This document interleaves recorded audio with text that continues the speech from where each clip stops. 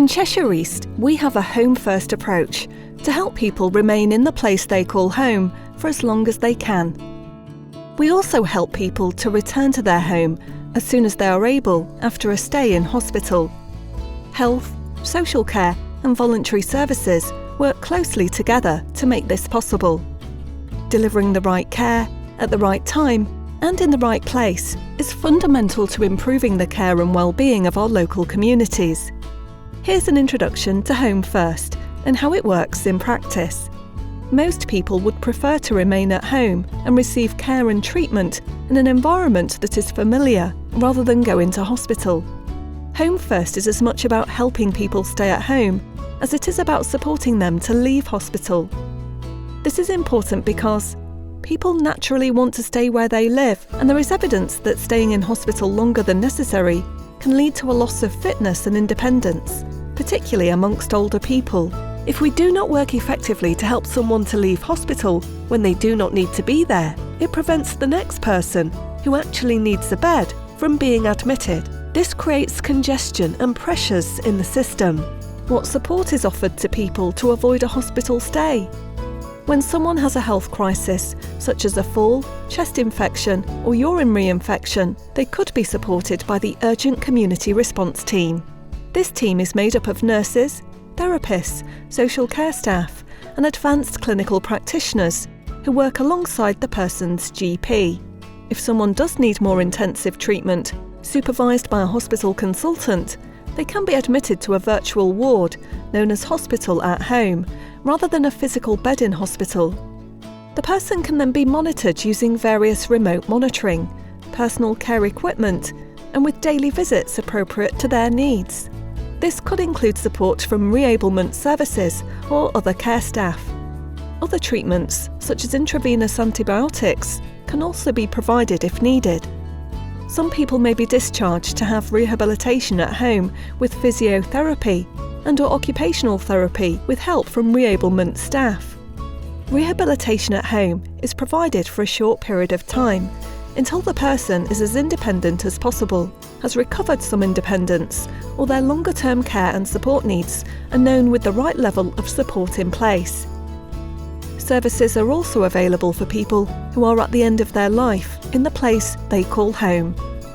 What part does Home First play to help people to leave hospital as soon as possible? Planning for someone's return to the place they call home should start as soon as they are admitted to hospital. This will involve discussions with medical professionals, social care workers, and of course, the person themselves and their family or carers. Everyone wants each person to have the right care and support in place for people after they leave hospital to avoid the need for them to be readmitted. This is why it is important to work in this way. There are several things that are useful to know about discharge that help us to make the best plan for a person going home from hospital. This plan includes an understanding of the options available in the community. Some of the terms used about discharge are discharge to assess, sometimes called D2A, and pathways. This is about the different support options that a person might need once out of hospital. You might hear these referred to as P1, P2 and P3. Identifying which is the best pathway a person might need as soon as possible really helps to plan discharge in advance. Discharge to assess D2A. This is an approach about intermediate care, where people are discharged from hospital as soon as they are medically ready. It means a long-term assessment can take place at or close to home, instead of waiting to be assessed in hospital. Pathway 0. People who can go home with no additional care needs. This might include going back to an existing package of care or placement, receiving some support from the community, such as district nursing, community therapy, voluntary sector, or the person's family. Pathway 1. People who need additional short-term support at home.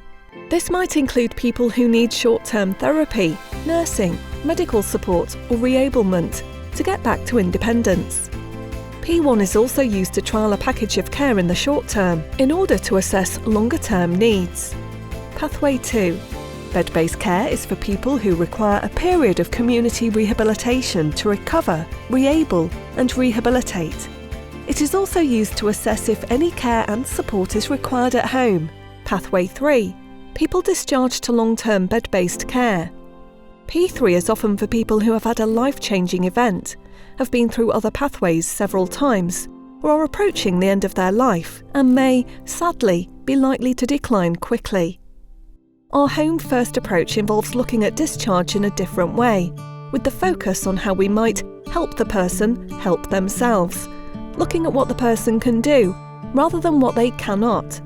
We also look at what support a person's family and friends may be able to give, and what might be provided by the voluntary sector, such as shopping, befriending, meals and transport. This might be needed short-term to avoid delays in discharge from hospital. It also involves looking at the community services that are available in both health and in social care. This includes using technology such as false alarms and automated medication reminder systems. Carers should be allowed to be involved in the ongoing care of the person they care for, if that is what they want. Here is an example of Home First in action, which is based on a real-life story showing how this approach can achieve a better outcome and improve people's lives. Please note names and some details have been changed slightly. Betty's story. Betty is a 91-year-old woman with a recent hospital admission who was at risk of being readmitted again due to her pneumonia. Her family wanted her to go back into hospital to receive the treatment that she needed, particularly because she was struggling with back pain and poor mobility, which was aggravated by her cough. However, the GP believed that Betty could be supported at home and contacted the urgent community response team. What did we do to get Betty home first? An advanced clinical practitioner carried out a thorough assessment and prescribed antibiotic treatment for the unresolved pneumonia, and her GP prescribed strong pain medication for her back pain. Physiotherapy staff visited 3 times a week to help her improve her range of movement. During this time of crisis, her care calls were increased, and the care staff helped her with her personal care and dressing, but always with a view to her doing this herself as soon as she felt stronger and in less pain. While the family were at work, the team arranged for a volunteer to visit to provide an opportunity for her to chat and play cards, which she enjoys. This support was available for up to 7 days. How did Home First help? Betty was able to remain in the comfort of her own home, and with her daughter able to visit more easily after work and at weekends with her grandchildren. Her husband was supported in ring roll by the increased care calls, and he felt supported in helping his wife through the crisis. The Red Cross also visited to help with her shopping and meals for the first 2 weeks. Without a Home First approach, Betty could easily have been readmitted to hospital. By working closely together across community and social care, Betty was able to stay at home and continue with her everyday life with her husband. We are producing other resources that will support with a Home First approach. If you would like to find out more about this, please visit the Cheshire East Council Live Well site and NHS Directory of Services. Thank you for watching. We hope this will help you to understand the importance of our Home First approach.